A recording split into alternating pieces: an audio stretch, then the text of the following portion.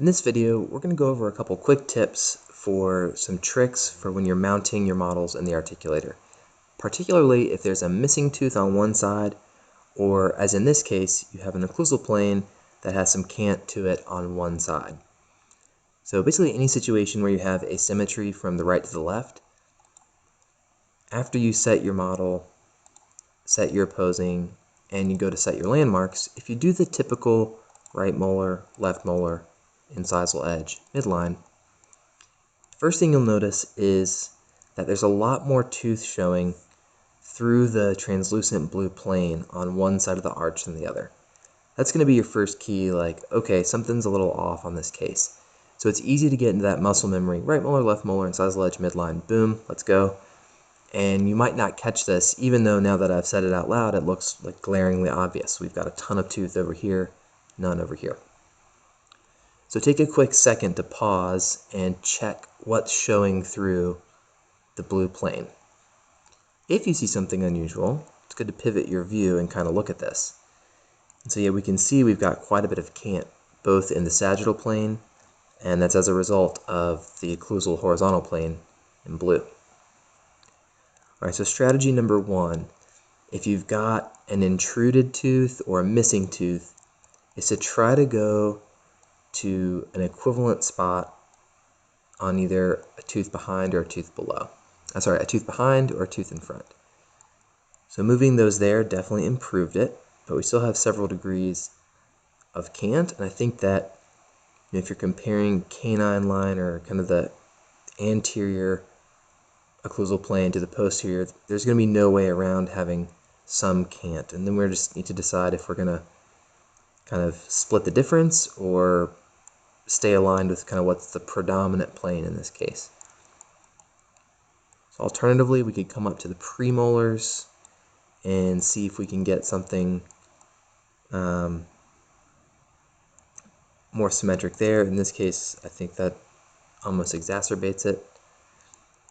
So next is we can go to some soft tissue landmarks. If you have hamular notches in your model data, you can go to the hamular notches and usually get a fairly level plane, but you also need to pull your incisal edge landmark down to the incisive papilla.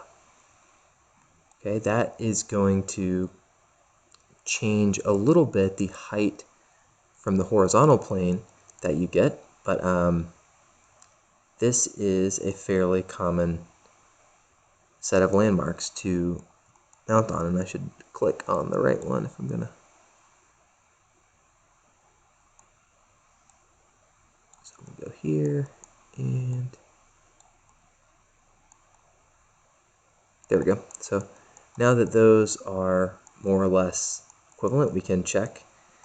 And so in this case, that didn't help completely either. So last ditch effort here, I'm just going to try to get as close as I can with equivalent dental landmarks, and get that out of the way. Go back to the incisal edge. So I'm going back to the teeth so that I can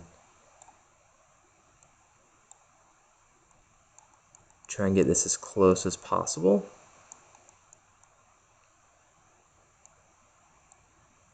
It looks like that might be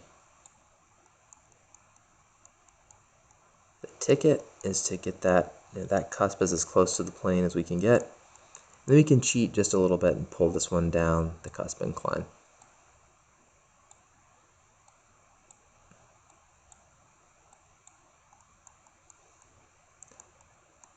Okay, so once we do that, we'll get a frontal view from the articulator. And if we still didn't like what we had, which I think this is decent, you can click this circular widget here and then adjust it how you see fit.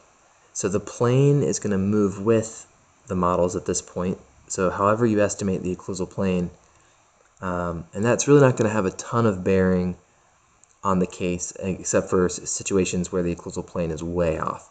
But getting your models as horizontal as possible in the articulator will have a little bit of effect in how you open your pen and in the resulting simulations on the articulator. So you do want to take a moment to make sure that everything looks okay from here. Alright, that's our quick tip. Thank you for watching.